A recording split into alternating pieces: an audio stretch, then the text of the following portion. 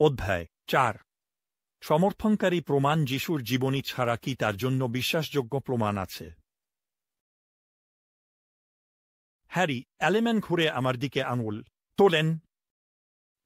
তিনি বললেন, ডিসকাস্ট নিয়ে শব্দটা ফেলে দিয়ে, তুমি কেন আমার সম্পর্কে এসব লিখে যাচ্ছ? তারপর তিনি ঘুরে গেলেন এবং আদালতের পিছনের সিঁড়ি দিয়ে অদৃশ্য হয়ে গেলেন, যেখান থেকে রিপোর্টাররা তাকে অনুসরণ করছিল। আসলে 1970 শিকাগোতে একজন অপরাধ রিপোর্টার হওয়া কঠিন ছিল, এবং হ্যারি অ্যালেম্যানের সম্পর্কে না লেখা। তিনি সবকিছুর পর অপরাধ সিন্ডিকেটের আদর্শ খুনি ছিলেন, এবং শিকাগোর মানুষ এক অদ্ভুতভাবে গ্যাংয়ের সম্পর্কে পড়তে ভালোবাসে। প্রসিকিউটররা ডেসপারেটলি অ্যালেম্যানকে জেলে পাঠাতে চেয়েছিল তার সিন্ডিকেট বসদের হয়ে করা একাধিক ঠান্ডা রক্তের হত্যাকাণ্ডের জন্য, যা তারা সন্দেহ করেছিল। সমস্যা অবশ্যই ছিল অ্যালেম্যানের ভয়ঙ্কর খ্যাতির বিরুদ্ধে সাক্ষ্য দিতে রাজি কাউকে খুঁজে পাওয়ার কঠিনতা। তারপর তাদের বড় সুযোগ এল। অ্যালেম্যানের একজন প্রাক্তন সহযোগী লুইস আলমেইডা পেনসিলভেনিয়ায় একজন শ্রম কর্মকর্তাকে হত্যার পথে গ্রেপ্তার হয়।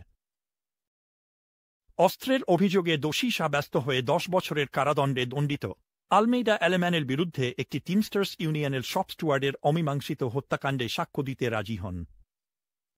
শিকাগোতে যদি প্রসিকিউটররা আলমেইডার প্রতি শাস্তি কমানোর জন্য রাজি হতেন, এটি মানে আলমেইডার সহযোগিতা করার একটি কারণ ছিল, যা নিঃসন্দেহে তার বিশ্বাসযোগ্যতাকে কিছুটা ক্ষুণ্ণ করবে। প্রসিকিউটররা বুঝতে পারলেন যে তাদের আলমেইডার সাক্ষ্যকে শক্তিশালী করতে হবে দোষী সাব্যস্ত করার জন্য, তাই তারা আলমেইডার বর্ণনাকে সমর্থন করার জন্য কাউকে খুঁজতে বের হলেন। ওয়েবস্টারের অভিধান সমর্থন করার অর্থ এভাবে সংজ্ঞায়িত করে আরও নিশ্চিত করুন তিনি আমার দুর্ঘটনার বর্ণনাকে সমর্থন করলেন। সমর্থনকারী প্রমাণ অন্যান্য সাক্ষ্যের সমর্থন করে। এটি একজন প্রত্যক্ষদর্শীর বর্ণনার মৌলিক উপাদানগুলোকে নিশ্চিত করে বা সমর্থন করে। এটি একটি পাবলিক রেকর্ড, একটি ছবি, অথবা দ্বিতীয় বা তৃতীয় ব্যক্তির অতিরিক্ত সাক্ষ্য হতে পারে। এটি একজন ব্যক্তির সম্পূর্ণ সাক্ষ্য বা তার মূল অংশগুলোকে যাচাই করতে পারে। প্রকৃতপক্ষে সমর্থনকারী প্রমাণ একটি লম্বা অ্যান্টেনাকে সোজা এবং অটল রাখার জন্য যে সমর্থন তারগুলি থাকে, ঠিক তেমনই কাজ করে। যত বেশি সমর্থনকারী প্রমাণ, ততই শক্তিশালী এবং নিরাপদ মামলা। কিন্তু প্রসিকিউটররা আলমেইডার গল্পের সমর্থন কোথায় পাবে? এটি একটি আশ্চর্যজনক উৎস থেকে এসেছিল। একজন শান্ত আইন মেনে চলা নাগরিক ববি লো তদন্তকারীদের বলেছিলেন যে তিনি তার কুকুরটিকে নিয়ে হাঁটছিলেন যখন তিনি অ্যালেম্যানকে ইউনিয়ন স্টুয়ার্ডকে হত্যা করতে দেখেন। অ্যালেম্যানের হাট কাঁপানো খ্যাতি সত্ত্বেও লো আলমেইডার গল্পকে সমর্থন করতে অ্যালেম্যানের বিরুদ্ধে সাক্ষ্য দিতে রাজি হন। অ্যালেম্যানের বিচার চলাকালীন লো এবং আলমেইডা তাদের গল্প দিয়ে জুরিদের মন্ত্রমুগ্ধ করে ফেললেন। আলমেইডার গেটওয়ে গাড়ি চালানোর বর্ণনা লোর সরল বর্ণনার সাথে মিলে যায়, যেখানে তিনি দেখেছিলেন অ্যালেম্যান তার শিকারকে একটি পাবলিক সাইডওয়াকের উপর হত্যা করছে। 1972 সালের 2 সেপ্টেম্বরের সন্ধ্যা। প্রসিকিউটররা মনে করেছিল যে তারা ভয়ঙ্কর হিটম্যানের বিরুদ্ধে একটি জলটাইট মামলা তৈরি করেছে। তবুও বিচার চলাকালীন তারা অনুভব করছিলেন যে কিছু একটা ঠিক নেই। তাদের সন্দেহ প্রথম প্রকাশ পায় যখন অ্যালেম্যান জুরি ট্রায়াল না করার সিদ্ধান্ত নেয়, বরং তার মামলাটি শুনতে একজন বিচারককে বেছে নেয়। বিচারের শেষে প্রসিকিউটরদের সবচেয়ে খারাপ সন্দেহগুলি সত্যি হয়ে উঠল। লো এবং আলমেইডার জোরালো সাক্ষ্যের সত্ত্বেও বিচারক অ্যালেম্যানকে নির্দোষ ঘোষণা করে এবং তাকে মুক্তি দেন। কি ঘটেছিল? মনে রাখবেন, এটি কুক কাউন্টি, ইলিনয়েসে ঘটেছিল, যেখানে দুর্নীতি প্রায়ই লুকিয়ে থাকে। বছর পরে প্রকাশ পায় যে বিচারককে মুক্তির বিনিময়ে 1,000,000 দেওয়া হয়েছিল। যখন একটি এফবিআই গোপন সূত্র ঘুষের কথা প্রকাশ করল, তখন সেই সময়ের অবসরপ্রাপ্ত বিচারক আত্মহত্যা করেন এবং প্রসিকিউটররা আলেমানের বিরুদ্ধে হত্যা অভিযোগ পুনরায় দায়ের করেন। দ্বিতীয় বিচার শুরু হওয়ার সময় আইন পরিবর্তন করা হয়েছিল যাতে প্রসিকিউটররা জুরি শুনানির দাবি করতে পারে। এটাই তারা করেছিল। অবশেষে হত্যার 5 বছর পর অ্যালেমান দোষী সাব্যস্ত হন এবং তাকে কারাগারে পাঠানো হয়, যেখানে পরে তিনি মারা যান। বিলম্ব সত্ত্বেও অ্যালেমান সাগা দেখায় যে সমর্থনকারী প্রমাণ কতটা গুরুত্বপূর্ণ হতে পারে, এবং ঐতিহাসিক বিষয়গুলোর সাথে মোকাবিলা করার ক্ষেত্রেও একই কথা সত্য। গসপেলে যিশুর জীবনের প্রমাণ কি আছে? ক্লেড ব্লোমবার্গের সাক্ষ্য অনুযায়ী গসপেলে যিশুর জীবন, শিক্ষা, মৃত্যু এবং পুনরুত্থানের জন্য চমৎকার প্রত্যক্ষদর্শী প্রমাণ রয়েছে। কিন্তু কি এর সমর্থনে আর কোনো প্রমাণ আছে? গসপেলের বাইরে কি এমন কিছু লেখা আছে যা যিশু বা প্রাথমিক খ্রিস্টানদের সম্পর্কে কোনো মৌলিক বিষয়কে সমর্থন করে? অন্য কথায়, কি এমন কোনো অতিরিক্ত নথি আছে যা খ্রিস্টের জন্য মামলাটি নিশ্চিত করতে সাহায্য করতে পারে, যেমন ববিলোর সাক্ষ্য হ্যারি অ্যালেমানের বিরুদ্ধে মামলাটি নিশ্চিত করেছিল? উত্তর আমাদের পরবর্তী সাক্ষীর মতে হ্যাঁ, এবং সেই প্রমাণের পরিমাণ এবং গুণ আপনার জন্য সত্যি অবাক করার মতো হতে পারে। তৃতীয় সাক্ষাৎকার, এডউইন এম ইয়ানঞ্চি, পিএইচডি। যখন আমি ওহাজার সুন্দর অক্সফোর্ডে মিয়ামি বিশ্ববিদ্যালয়ে এডউইন ইয়ামাউচির অফিসের বিশাল ইটেল ভবনে প্রবেশ করলাম, তখন আমি একটি পাথরের আঁচের নিচে হাঁটছিলাম, যেখানে লেখা ছিল, তুমি সত্য জানবে এবং সত্য তোমাকে মুক্ত করবে। দেশের প্রাচীন ইতিহাসের শীর্ষ বিশেষজ্ঞদের একজন হিসেবে ইয়ামাউচি তার জীবনের অনেকটা সময় ধরে ঐতিহাসিক সত্যের সন্ধানে রয়েছেন। 1937 সালে হাওয়াইয়ে জন্মগ্রহণ করেন। ওকিনাওয়া থেকে আসা অভিবাসীদের ছেলে ইয়ামাউচি সাধারণ শুরুর দিক থেকে শুরু করেন। তার বাবা জাপানি আক্রমণের ঠিক আগে পিয়ারল হারবারে মারা যান, ফলে তার মায়ের উপর দায়িত্ব পড়ে ধনী পরিবারগুলোর জন্য গৃহকর্মী হিসেবে সামান্য উপার্জন করার। যদিও তার নিজস্ব আনুষ্ঠানিক শিক্ষা ছিল না, তিনি তার ছেলেকে পড়তে এবং অধ্যয়ন করতে উৎসাহিত করতেন, তাকে সুন্দরভাবে চিত্রিত বই উপহার দিতেন যা তার মধ্যে শেখার প্রতি একটি চিরকালীন ভালোবাসা তৈরি করেছিল। নিশ্চয়ই তার একাডেমিক সাফল্যগুলো অত্যন্ত প্রভাবশালী। হিব্রু এবং হেলেনিস্টিক্সে স্নাতক ডিগ্রি অর্জনের পর ইয়ামাউচি ব্র্যান্ডেইস বিশ্ববিদ্যালয় থেকে ভূমধ্যসাগরীয় অধ্যয়নে মাস্টার্স এবং ডক্টরাল ডিগ্রি লাভ করেন। তিনি Rutgers research council, national endowment for the humanities, American দার্শনিক সমাজ এবং অন্যান্য প্রতিষ্ঠান থেকে 8টি ফেলোশিপ পেয়েছেন। তিনি দুইটি ভাষা শিখেছেন, যার মধ্যে আরবি, চীনা, মিশরীয়, রাশিয়ান, সিরিয়াক, উগারিটিক এবং এমনকি কোমাঞ্চে অন্তর্ভুক্ত রয়েছে। তিনি 701টি প্রবন্ধ শিখন সমাজের সামনে উপস্থাপন করেছেন, 100টিরও বেশি সেমিনার, বিশ্ববিদ্যালয় এবং কলেজে বক্তৃতা দিয়েছেন, যার মধ্যে ইয়েল, প্রিন্সটন এবং কর্নেল অন্তর্ভুক্ত রয়েছে। বাইবেলিক্যাল রিসার্চ ইনস্টিটিউটের চেয়ারম্যান এবং পরে সভাপতি হিসেবে কাজ করেছেন এবং ফেইথ অ্যান্ড হিস্টোরি কনফারেন্সের সভাপতি ছিলেন, এবং 7টি গবেষণামূলক জার্নালে 800টি প্রবন্ধ প্রকাশ করেছেন। 1968 সালে তিনি জেরুজালেমের হেরোডিয়ান মন্দিরের প্রথম খনন কাজে অংশগ্রহণ করেন, যা 70 সালে মন্দিরের ধ্বংসের প্রমাণ প্রকাশ করে। 70 প্রত্নতত্ত্ব তার বেশ কয়েকটি বইয়ের থিম হয়েছে, যার মধ্যে the stones and the scriptures and archaeology এবং the world of the first Christians অন্তর্ভুক্ত। বৌদ্ধ পরিবারে জন্মগ্রহণ করলেও ইয়ামাউচি 1952 সাল থেকে যিশুকে অনুসরণ করছেন, যেটা আমার জন্মের বছর। আমি বিশেষভাবে জানতে আগ্রহী ছিলাম যে যিশুর প্রতি তার দীর্ঘমেয়াদী প্রতিশ্রুতি কি তার ঐতিহাসিক প্রমাণের মূল্যায়নকে প্রভাবিত করবে। অন্য কথায়, তিনি কি সতর্কতার সাথে সত্যের প্রতি অটল থাকবেন, নাকি প্রমাণের সীমা ছাড়িয়ে সিদ্ধান্তে পৌঁছানোর প্রলোভনে পড়বেন? আমি ইয়ামাউচিকে কোমল এবং বিনয়ী স্বভাবের মনে করেছি। সাধারণত কোমল স্বরে কথা বললেও তিনি অত্যন্ত মনোযোগী। তিনি প্রশ্নের জন্য সম্পূর্ণ এবং বিস্তারিত উত্তর দেন, প্রায়ই তার মৌখিক প্রতিক্রিয়াকে সমর্থন করার জন্য থামেন, এবং বিষয়টির উপর তিনি যে গবেষণামূলক প্রবন্ধগুলি লিখেছেন সেগুলোর ফটোকপি দেন। একজন ভালো গবেষক জানেন যে কখনোই খুব বেশি তথ্য পাওয়া যায় না।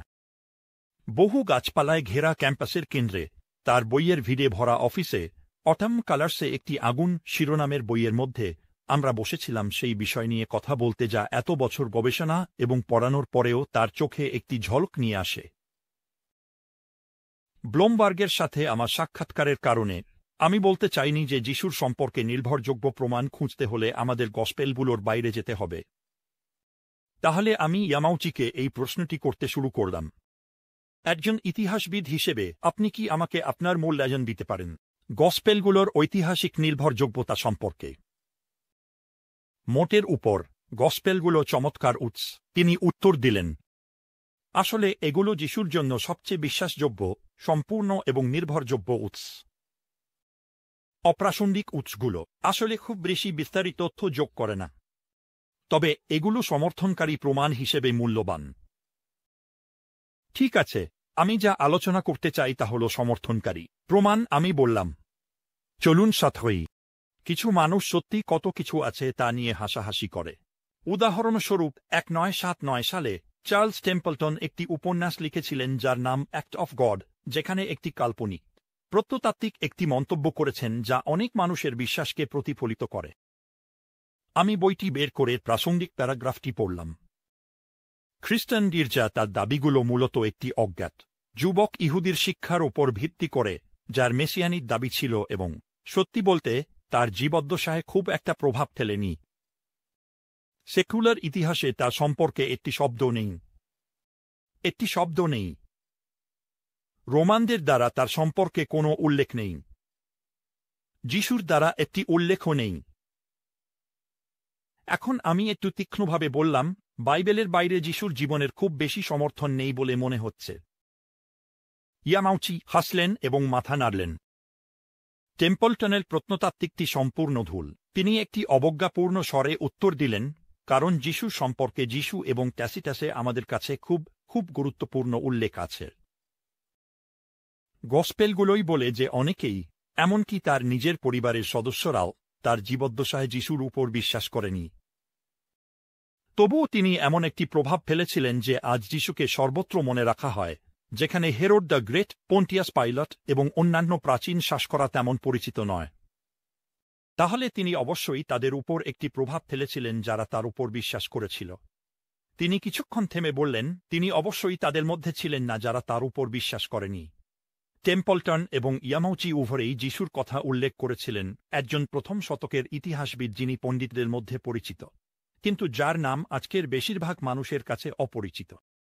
তার সম্পর্কে কিছু পটভূমি দিন, আমি বললাম, এবং বলুন কিভাবে তা সাক্ষ্য যিশুর সম্পর্কে সমর্থন প্রদান করে। হ্যাঁ, অবশ্যই, ইয়ামাউচি উত্তর দিলেন যখন তিনি তার পাকড়স করে চেয়ারে আরও গভীরভাবে বসে পড়লেন। যিশু ছিলেন প্রথম শতকের একজন খুব গুরুত্বপূর্ণ ইহুদি ইতিহাসবিদ। তিনি খ্রিস্টাব্দে জন্মগ্রহণ করেছিলেন ৩৭ সালে এবং তিনি তার ৪টি কাজের বেশিরভাগই প্রথম শতকের শেষের দিকে লিখেছিলেন। তার আত্মজীবনীতে তিনি ইহুদি রোমান যুদ্ধের সময় তার আচরণকে রক্ষা করেছিলেন, যা খ্রিস্টাব্দ ৬৬ থেকে ৭৪ সালের মধ্যে ঘটে। আপনি দেখুন, গিয়াদা পাটা অবরোধের সময় তিনি রোমান জেনারেল ভেসপাসিয়ানের কাছে আত্মসমর্পণ করেছিলেন, যদিও তার অনেক সহকর্মী হাল ছেড়ে দেওয়ার পরিবর্তে আত্মহত্যা করেছিলেন। প্রফেসর হাসলেন এবং বললেন, যিশু সিদ্ধান্ত নিলেন যে আত্মহত্যা করা ঈশ্বরের ইচ্ছা নয়। এরপর তিনি রোমানদের একজন রক্ষক হয়ে উঠলেন। যিশু একজন রঙিন চরিত্রের মতো শোনাচ্ছে। আমি তার সম্পর্কে আরও বিস্তারিত জানতে চেয়েছিলাম যাতে আমি তার প্রেরণা এবং পক্ষপাতিত্বগুলো ভালোভাবে বুঝতে পারি। আমি বললাম, তার একটি প্রতিকৃতি আঁকো। তিনি একজন পুরোহিত, একজন ফারিসি, এবং তিনি কিছুটা আত্মমগ্ন ছিলেন। তার সবচেয়ে উচ্চাকাঙ্ক্ষী কাজটির নাম ছিল দ্য অ্যান্টিকুইটিজ, যা সৃষ্টির সময় থেকে তার সময় পর্যন্ত ইহুদি জনগণের ইতিহাস ছিল। তিনি সম্ভবত এটি খ্রিস্টাব্দের প্রায় ৬৪ সালে সম্পন্ন করেছিলেন। ৯৩, যেমন আপনি কল্পনা করতে পারেন, ঘৃণিত রোমানদের সঙ্গে তার সহযোগিতার কারণে যিশুকে তার সহকর্মী ইহুদিদের দ্বারা অত্যন্ত অপছন্দ করা হতো। কিন্তু তিনি খ্রিস্টানদের মধ্যে খুব জনপ্রিয় হয়ে উঠলেন, কারণ তার লেখায় তিনি যিশুর ভাই জাকব এবং যিশুর নিজের উল্লেখ করেছেন। এটি ছিল গসপেলের বাইরে যিশুর জন্য আমাদের প্রথম সমর্থনের উদাহরণ। আমি বললাম, সেই উল্লেখগুলো সম্পর্কে আমাকে বলো। ইয়ামাউচি উত্তর দিলেন, অ্যান্টিকুইটিজে তিনি বর্ণনা করেছেন কিভাবে একজন প্রধান পুরোহিত, যার নাম আনানিয়াস, রোমান গভর্নর যিশুর মৃত্যুর সুযোগ নিয়ে জাকবকে হত্যা করতে চেয়েছিলেন, যিনি নতুন নিয়মে উল্লেখিত। তিনি তার বইয়ের তাকের দিকে ঝুঁকে পড়লেন, একটি মোটা বড়ি বের করলেন এবং একটি পৃষ্ঠায় উল্টালেন, যার অবস্থান তিনি মনে মনে জানতেন। এখানে এটি আছে, তিনি বললেন। তিনি সানহেড্রিনের একটি সভা ডেকেছিলেন এবং তাদের সামনে যিশুর ভাই যাকব, যাকে খ্রিস্ট বলা হয়, এবং কিছু অন্যান্য ব্যক্তিকে উপস্থাপন করেছিলেন। তিনি তাদের আইন লঙ্ঘনের অভিযোগে দোষী সাব্যস্ত করে পাথর নিক্ষেপের জন্য তাদের তুলে দেন। আমি কোনো পণ্ডিতের কথা জানি না, ইয়ামাউচি আত্মবিশ্বাসের সঙ্গে বললেন, যিনি এই অংশটি সফলভাবে বিতর্কিত করেছেন। এইচ ফেল্ডম্যান উল্লেখ করেছেন যে যদি এটি পরে খ্রিস্টানদের দ্বারা পাঠ্যে যোগ করা হয়ে থাকে, তবে এটি যাকবের সম্পর্কে আরও প্রশংসাসূচক হতে পারে। তাহলে এখানে যিশুর ভাইয়ের একটি উল্লেখ রয়েছে, যিনি স্পষ্টতই পুনরুত্থিত খ্রিস্টের উপস্থিতিতে ধর্মান্তরিত হয়েছিলেন। যদি আপনি যোহন 7 আয়াত 5 এবং 1 করিন্থীয় 1:5 আয়াত 7 তুলনা করেন, এবং এই সত্যের সমর্থন যে কিছু মানুষ যিশুকে খ্রিস্ট মনে করেন, যার মানে হল মসীহ বা অভিষিক্ত। আমি জানতাম যে যিশুর সম্পর্কে আরও একটি দীর্ঘ অংশ লেখা হয়েছে, যার নাম টেস্টিমোনিয়াম ফ্ল্যাভিয়ানাম। আমি জানতাম যে এই অংশটি প্রাচীন সাহিত্যগুলোর মধ্যে সবচেয়ে বিতর্কিত অংশগুলোর মধ্যে একটি, কারণ এর পৃষ্ঠে এটি যিশুর জীবন, অলৌকিক ঘটনা, মৃত্যু এবং পুনরুত্থানের ব্যাপক সমর্থন প্রদান করে বলে মনে হয়। কিন্তু এটি কি আসল, নাকি বছরের পর বছর ধরে যিশুর প্রতি অনুকূল লোকদের দ্বারা এটি পরিবর্তিত হয়েছে? আমি ইয়ামাউচির মতামত জানতে চাইলাম, এবং তাৎক্ষণিকভাবে স্পষ্ট হয়ে গেল যে আমি তার জন্য একটি উচ্চ আগ্রহের ক্ষেত্রের মধ্যে প্রবেশ করেছি। তিনি তার পা সোজা করে বসে পড়লেন। এটি একটি মজার অংশ, তিনি উচ্ছ্বাসের সঙ্গে বললেন, সামনে ঝুঁকে পড়ে, বই হাতে নিয়ে। কিন্তু হ্যাঁ, এটি বিতর্কিত। এটা বলার পর তিনি আমাকে এটি পড়ে শোনালেন। এই সময় যিশু ছিলেন একজন জ্ঞানী ব্যক্তি, যদি সত্যি তাকে একজন মানুষ বলা উচিত, কারণ তিনি ছিলেন একজন যিনি আশ্চর্যজনক কাজ করতেন এবং সত্যকে আনন্দের সঙ্গে গ্রহণ করা এমন লোকদের শিক্ষক ছিলেন। তিনি অনেক ইহুদি এবং অনেক গ্রিককে নিজের দিকে আকৃষ্ট করেছিলেন। তিনি ছিলেন খ্রিস্ট। যখন পিলাত আমাদের মধ্যে সর্বোচ্চ মর্যাদার লোকদের দ্বারা তার বিরুদ্ধে অভিযোগ শুনে তাকে ক্রুশে বিদ্ধ করার জন্য দণ্ডিত করেছিলেন, তখন প্রথমে যারা তাকে ভালোবাসতে এসেছিলেন তারা তার প্রতি তাদের ভালোবাসা ছাড়েননি। তৃতীয় দিনে তিনি তাদের কাছে জীবিত হয়ে উপস্থিত হলেন, কারণ আল্লাহর নবীরা তার সম্পর্কে এই এবং অসংখ্য অন্যান্য আশ্চর্যজনক বিষয়ের ভবিষ্যদ্বাণী করেছিলেন, এবং খ্রিস্টানদের গোত্র, যাদের নাম তার নামে রাখা হয়েছে, আজও পর্যন্ত অদৃশ্য হয়ে যায়নি। যিশুর জন্য সমর্থনের প্রাচুর্য স্পষ্টভাবে দৃশ্যমান ছিল। আপনি কি একমত যে এটি বিতর্কিত ছিল? আমি জিজ্ঞেস করলাম, এই অংশ সম্পর্কে পণ্ডিতরা কি সিদ্ধান্তে পৌঁছেছেন? তিনি বললেন, এই বিষয়ে পণ্ডিতদের 3টি প্রবণতা হয়েছে। স্পষ্ট কারণেই প্রাথমিক খ্রিস্টানরা এটি যিশু এবং তার পুনরুত্থানের একটি চমৎকার এবং সম্পূর্ণ আসল প্রমাণ মনে করেছিল। তারা এটি খুব পছন্দ করেছিল।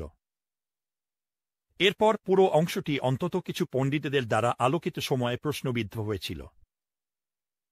কিন্তু আজ ইহুদি এবং খ্রিস্টান উভয় পণ্ডিতদের মধ্যে একটি চমৎকার ঐক্যমত রয়েছে যে পুরো অংশটি আসল, যদিও সেখানে কিছু অন্তর্ভুক্তি থাকতে পারে।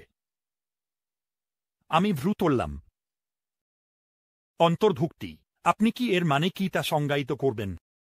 এর মানে প্রাথমিক খ্রিস্টান কপিস্থরা কিছু বাক্যাংশ যোগ করেছে যা যিশুর মতো একজন ইহুদি লেখক লিখতেন না, ইয়ামাউচি বললেন।